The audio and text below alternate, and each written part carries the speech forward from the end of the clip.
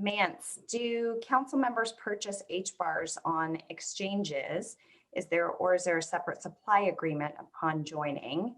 And then related to that, why do governing council nodes stake such a small amount of HBAR? Yeah.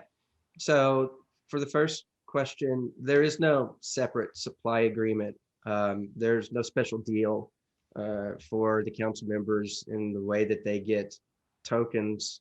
They get tokens like anybody in the market would get tokens. Now, does that mean that we wouldn't work with them in the same way that maybe we work with other companies? For example, we've had programs in the past where we've given tokens out to developers so that they can sort of bootstrap their project and use the network at low cost because we've given them some HBAR, that sort of thing. But in a general sense, everyone has to ultimately buy HBAR to use the network, and the council members are no different than anyone else in that regard. There's no special contract that they have that the general public doesn't have.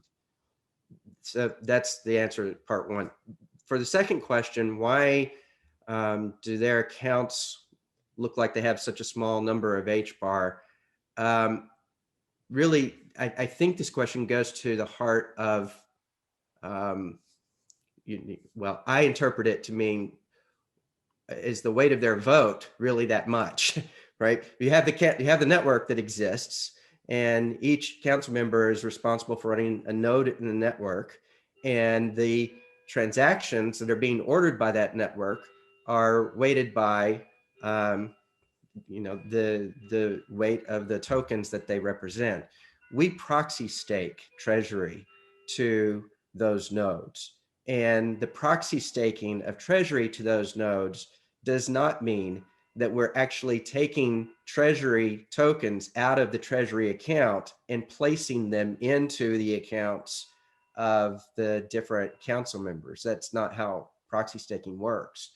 So you wouldn't see this if you were just to look at their accounts, but it is the case that they're voting their pro rata weight of treasury when they vote on the order of transactions, their nodes. So they don't look at their accounts and assume that the weight of their vote has no effect. It's just misleading in that sense, but that's how it works.